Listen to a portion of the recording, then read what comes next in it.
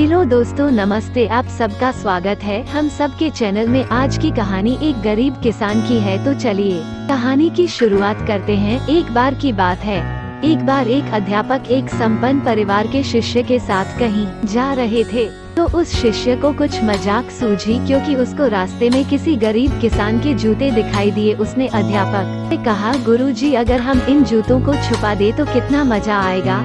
देखते हैं कि किसान पर इसका क्या असर पड़ता है।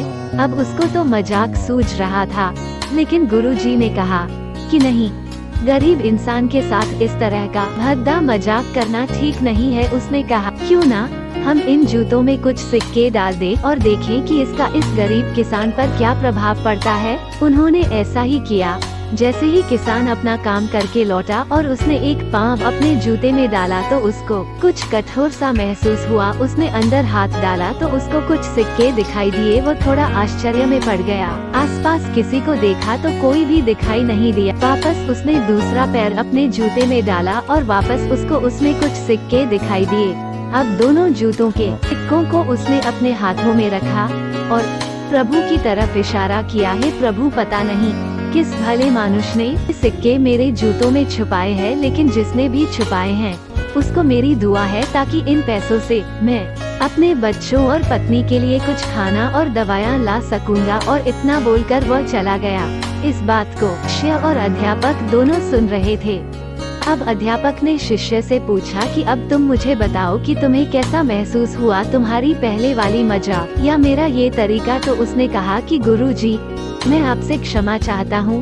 अब मुझे समझ आ गया है कि सच्ची खुशी किस चीज में है। जब हम किसी की मजाक उड़ाते हैं तो हमें कुछ पल का आनंद मिलता है, लेकिन इससे हमें दुआ मिलती है।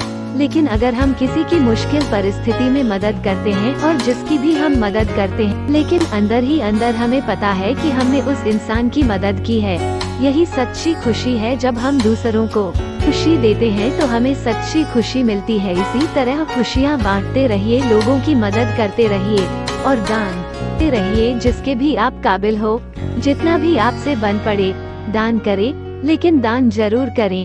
इसका मतलब ये नहीं है कि आपको कंपलसरी या अनिवार्य रूप से इतने रुपए दान करने ही चाहिए, क्योंकि सभी की जरूरत अलग अलग हो सकती है।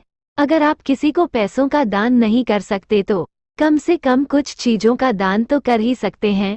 मुझे पूरी उम्मीद है कि आपको कहानी अच्छी लगी हो, तो वीडियो को लाइक, चैनल सब्सक्राइब करें और अपने मित्रों के साथ शेयर भी करें। यहाँ तक हमारा साथ देने के लिए आपका बहुत बहुत आभार और धन्यवाद। राधे राधे।